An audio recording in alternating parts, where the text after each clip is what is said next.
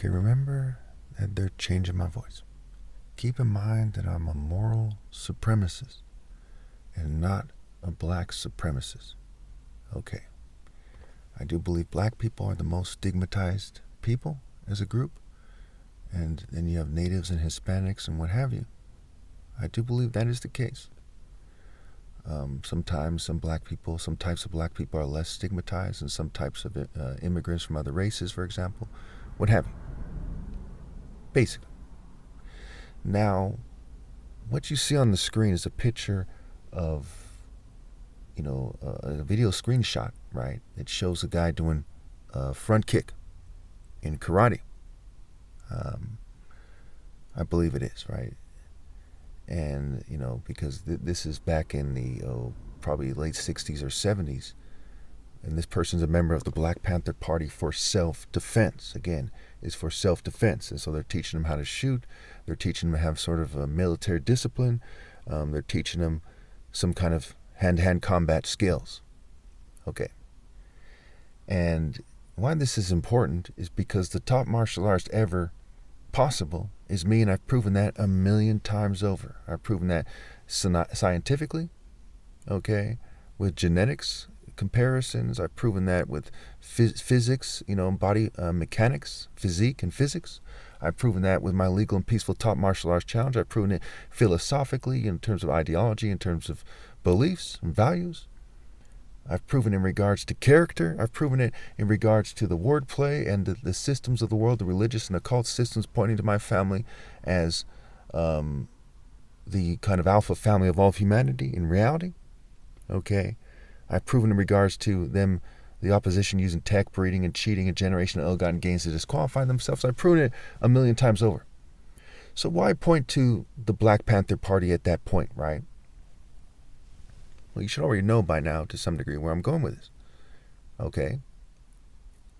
If you follow this train of thought to its finish, it proves that I'm targeted.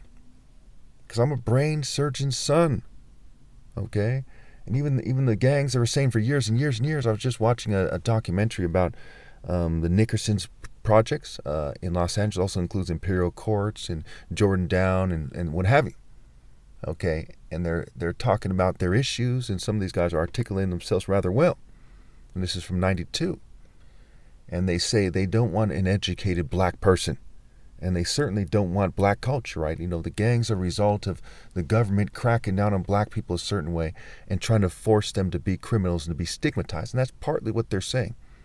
Whether they know it or not, what they're leaving out is all the, token minorities helping them, trying to control what types of people are going to be seen as the social kind of elite of black people.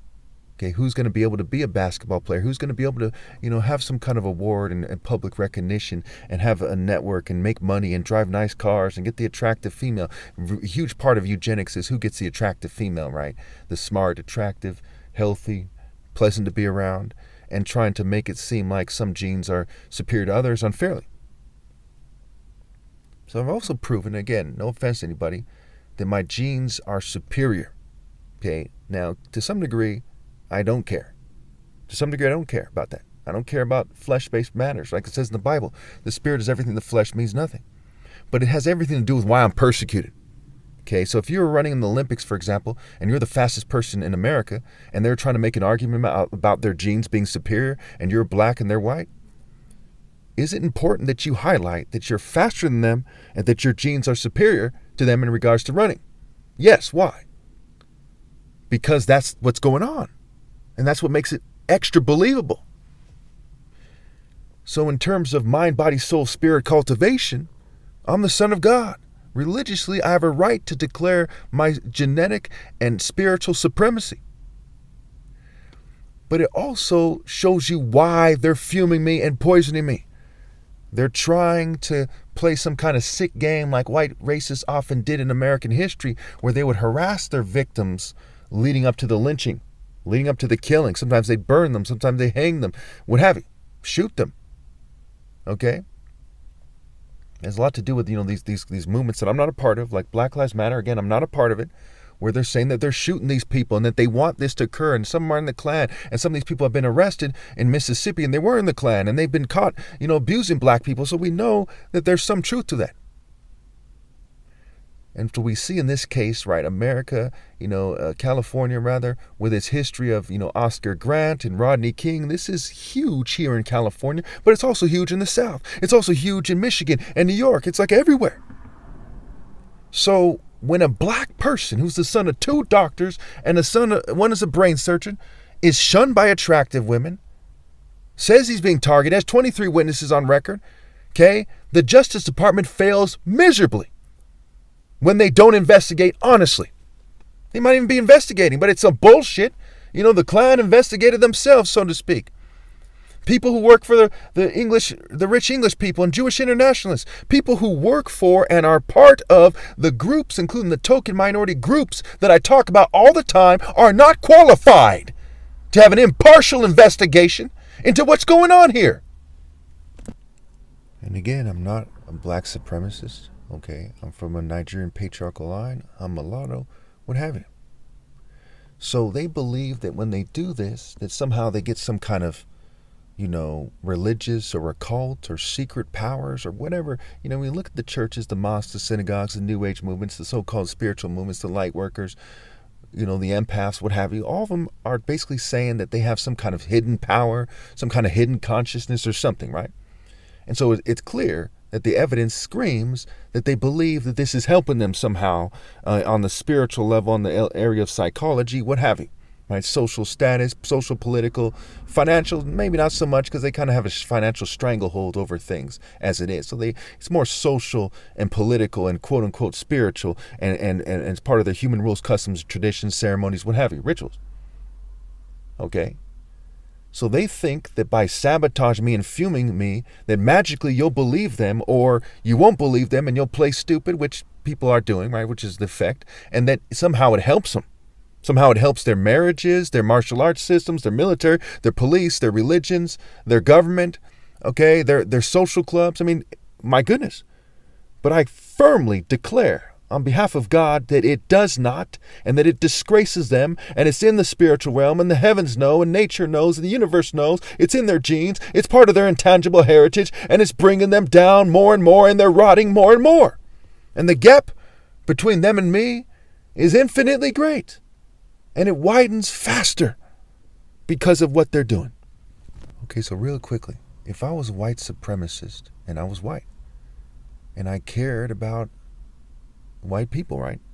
In that sort of way. Because I care about all people in the way that a righteous person should. What would I say in regards to this video? Well, I'd say, hey, he's right. Okay? If you want to be proud of your race, you've got to do something that you can actually be proud of. It's like martial arts, right? It's about building character first and foremost. The moves come later. It's character was what matters most. If you don't start off trying to build character, you're messing up immediately. So I would say, hey, let's be the best group of people we can be in terms of morality. Even if it costs us money. Okay? Even if we have to swallow our pride at times. Okay? You're developing something that you can actually be proud of. For example, when I was younger, and I still don't paint very well. When I was younger, I wasn't very good at painting, right? It's not my thing, right? I have big hands and the paint brushes are made for people with smaller hands. It's not the way I think to some degree, whatever it was, right? And, I never insisted that people respect my painting as a kid. In fact, when my parents framed one of my paintings, I was like, horrible idea. And now there's some truth that it was right to do because it serves as like a reminder and it helps me understand myself and so on and so forth. But certainly I did not want people to say, isn't that painting great? No, this painting was horrible. This is painting of like a bush or some rose bush or some horrible painting. Okay, I did not want it on TV, front and center, where people declaring that it's superior and da-da-da-da-da. I can come to terms with the fact that I'm not the fastest at swimming, that I don't run faster, okay, when it comes to running than other people. I can accept that. I can accept, that I have little marks, from on my arm, from when I cut myself and I carved a broken heart, when I was 16. In my forearm, by my wrist. I can accept that imperfection. I can accept there's other people out there that didn't do that. And I actually am proud that I did that. It's a story for another day because it shows my desire for true love, okay, that goes beyond other people. But that's a story for another day. But I can accept that.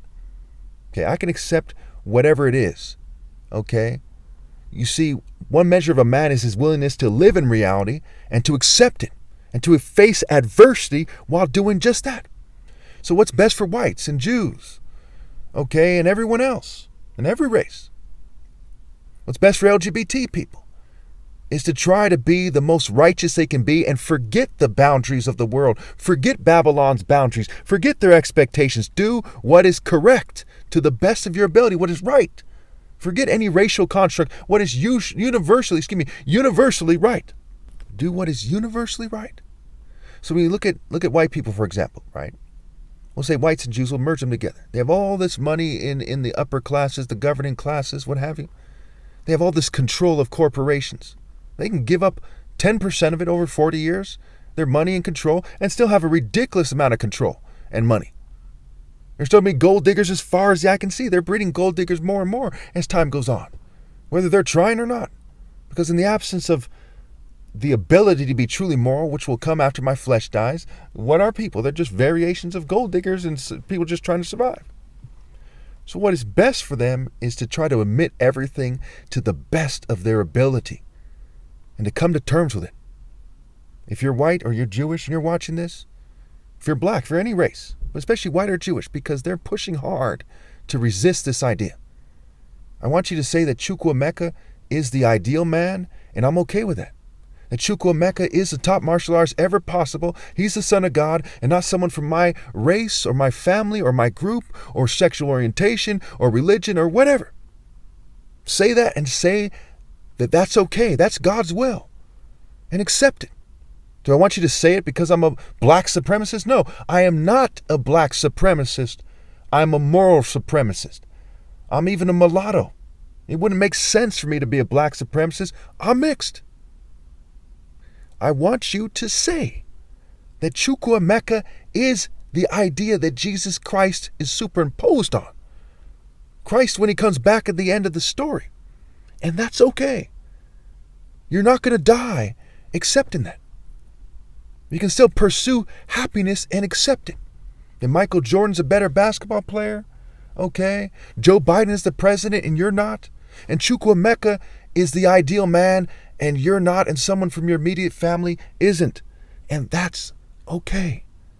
That's God's will. God has infinite power to make you happy, but you have to submit to his decisions. You have to accept his choices. If God wants you to walk on fire, and then jump into a meat grinder, that's what you should do in that scenario. And that's okay. That too will pass.